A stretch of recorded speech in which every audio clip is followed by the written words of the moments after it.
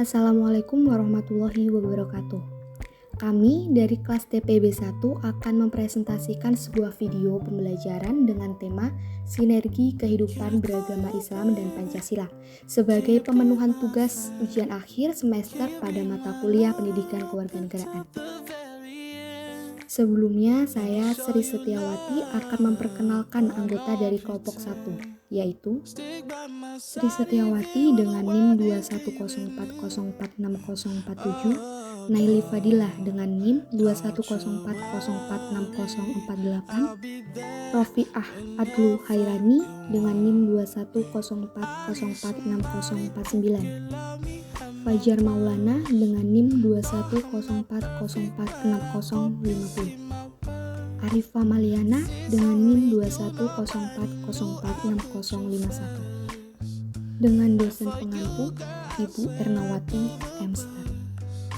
Langsung saja, saya sebagai pemateri pertama akan membawakan materi dengan judul Perspektif Islam dan Pancasila.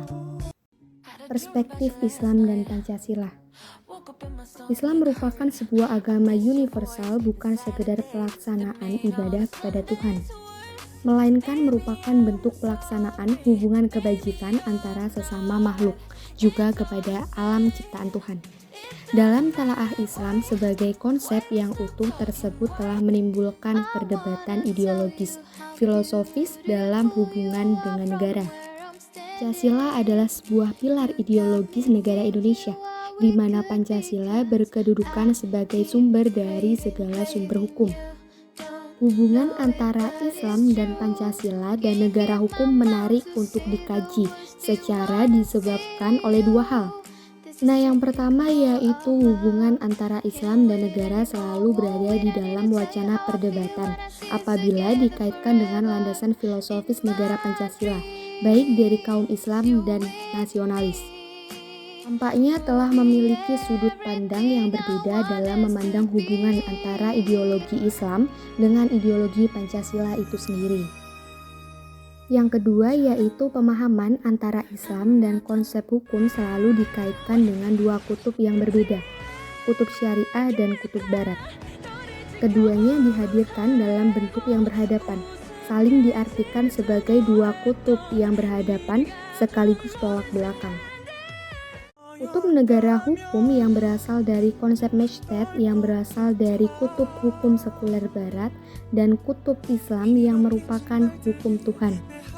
Untuk itulah perlu dikaji lebih dalam akankah kedua kutub tersebut saling berhadapan dan tolak belakang, ataukah kedua kutub saling mengisi satu sama lain. Penerapan Pancasila dalam kerangka nilai-nilai Islam.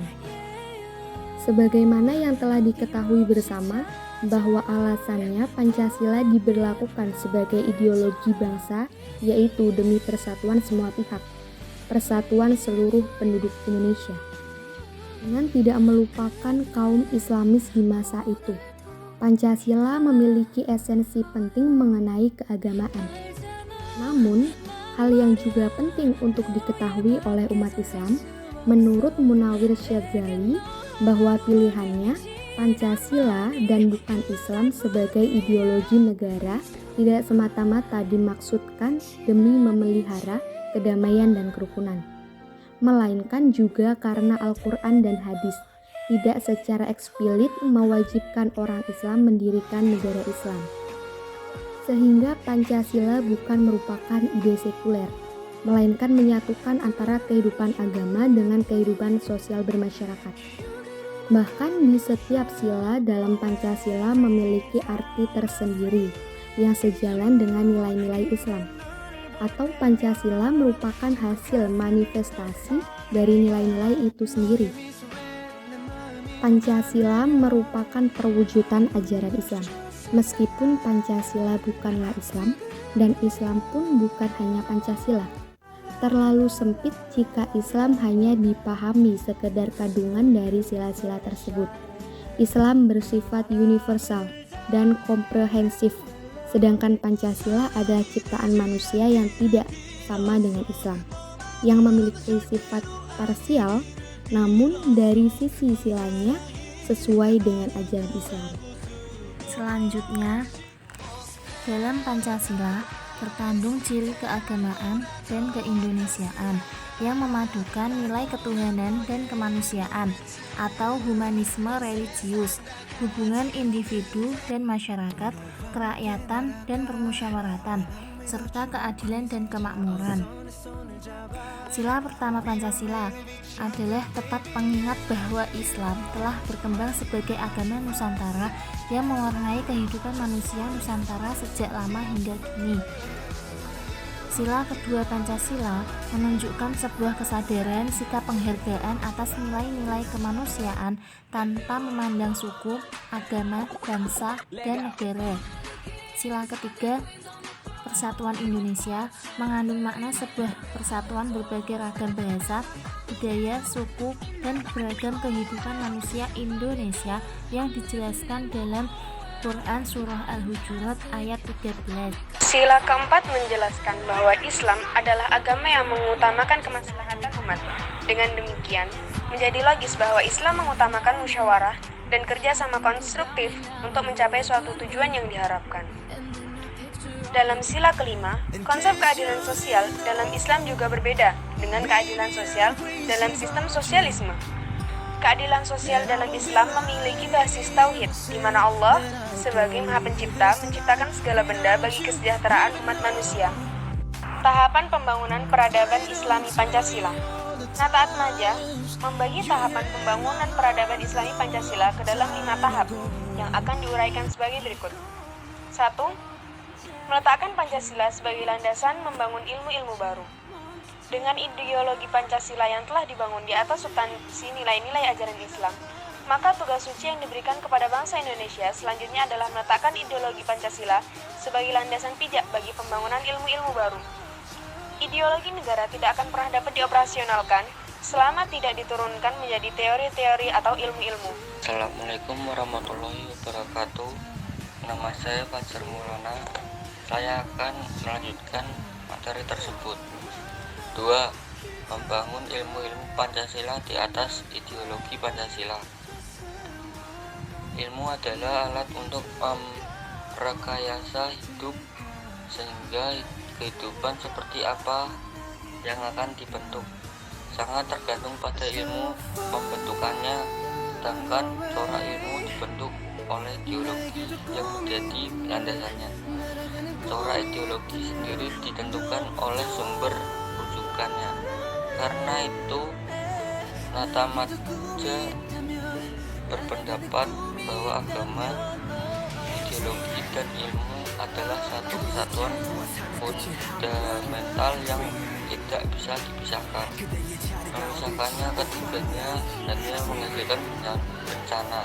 Nata Atmaja 1982 halaman 24. Dengan demikian, Islami tidaknya suatu ilmu akan dapat dievaluasi dengan mengukur berpijak atau tidaknya ilmu itu pada landasan agama. Nata Atmaja 1985 halaman 127. Karena Allah adalah pemilik ilmu, maka bila validator ilmu tentu saja adalah Allah. Ditinjau dari sesuai tidak ilmu itu dengan tujuan yang Allah gariskan. Nata Atmaja 1985 halaman 40. Selanjutnya,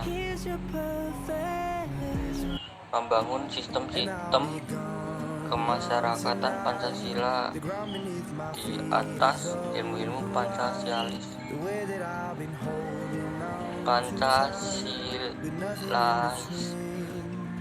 Nata Atmaja mengemukakan sebuah masyarakat Pancasialis mustahil bisa dibangun menggunakan sistem-sistem kemasyarakatan yang bersumber dari ilmu-ilmu barat. Karena itu, membangun sistem-sistem kemasyarakatan Pancasilais sebagai kelanjutan dari pembangunan ilmu-ilmu Pancasila adalah keharusan membangun sistem-sistem kemasyarakatan yang tidak bersumber apa ajaran agama hanya akan menghasilkan masyarakat yang berperilaku aneh dan menyimpang sebagaimana diungkapkan Nata Madja. Terlepas dari polemik apakah Islam mengerjakan atau menuntut didirikannya negara atau tidak, pada kenyataan umat Islam membutuhkan sebuah sistem ketatanegaraan yang islami. Sistem ketatanegaraan ini dibutuhkan untuk menjamin lahirnya kebijakan publik Islami yang menegakkan keadilan dan perdamaian. Membangun tatanan masyarakat Pancasilais di atas sistem-sistem kemasyarakatan Pancasilais. Sebagaimana telah dibahas sebelumnya, Nata Atmaja mengemukakan bahwa persoalan kehidupan manusia sebenarnya sama, yaitu seputar persoalan kemerdekaan, keadilan, dan kesejahteraan. Hal ini adalah persoalan-persoalan mendasar di dalam masyarakat yang senantiasa hendak dicapai oleh seluruh umat manusia atau disebut juga sebagai fitrah manusia. Persoalan mendasar atau fitrah ini hanya bisa dijawab oleh pencipta manusia. Manusia tidak akan pernah mampu menjawabnya. Manusia hanya mampu menurunkan nilai dasar untuk dioperasionalkan. Karena itu, jika ingin membangun sebuah tatanan masyarakat yang terpenuhi persoalan mendasar atau fitrahnya itu, maka yang harus dilakukan adalah dengan membangun sebuah tatanan masyarakat dengan menggunakan sistem-sistem kemasyarakatan yang dibangun di atas ilmu-ilmu agamawi. Apabila kita ingin membangun sebuah masyarakat Pancasilais, maka tentunya masyarakat itu harus dibangun dan ditata menggunakan sistem-sistem kemasyarakatan Pancasilais pula. Sistem-sistem kemasyarakatan Pancasilais itu tentunya harus dibangun di atas ilmu-ilmu yang Pancasilais pula. Tentunya untuk menghasilkan ilmu-ilmu yang Pancasilais, maka ilmu-ilmu tersebut harus dibangun di atas ideologi Pancasila yang sebelumnya telah diisi dengan nilai-nilai ajaran Islam. Cita-cita nasional untuk membangun manusia Pancasila yang seutuhnya dan juga masyarakat yang Pancasilais tentu saja tidak bisa dilakukan dengan menggunakan sistem-sistem barat. Yang kelima, membangun peradaban Islami Pancasila di atas tatanan masyarakat Pancasilais. Nata Atmaja mengemukakan bersihad melalui jalur medan pembangunan dan penguasaan ilmu adalah satu-satunya pilihan karena ilmu adalah satu-satunya alat untuk membangun peradaban. Nata Atmaja menegaskan pula bahwa Islam baru saja benar-benar terlihat sebagai sebuah sistem yang baik, benar, dan unggul hanya jika ia telah berwujud satu peradaban yang utuh. Dalam bentuk seperti itulah umat Islam baru bisa menghadapi dan mengalahkan seluruh sistem-sistem kafir terhadap peradaban barat dengan cara yang cerdas dan terhormat. Hal ini perlu segera dilakukan sebagai langkah penyelamatan terhadap bumi dan seluruh isinya. Apabila kita perhatikan manusia modern saat ini dengan segala keunggulan dibanding dengan manusia zaman jahiliyah Arab dahulu, maka kita akan menemukan kenyataan yang teramat aneh.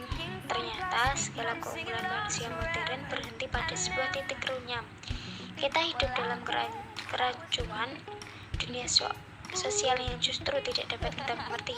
Segala keterampilan dan teknologi yang maju justru menjadi sumber penyakit sosial baru yang lebih gawat dari penyakit sosial di masa lalu. Maka umat Islam wajib untuk segera bangkit dari tidur panjangnya dan membangun sebuah peradaban yang maslahat bagi seluruh makhluk di atas masyarakat yang telah dibangun dan ditata dengan ajaran Islam.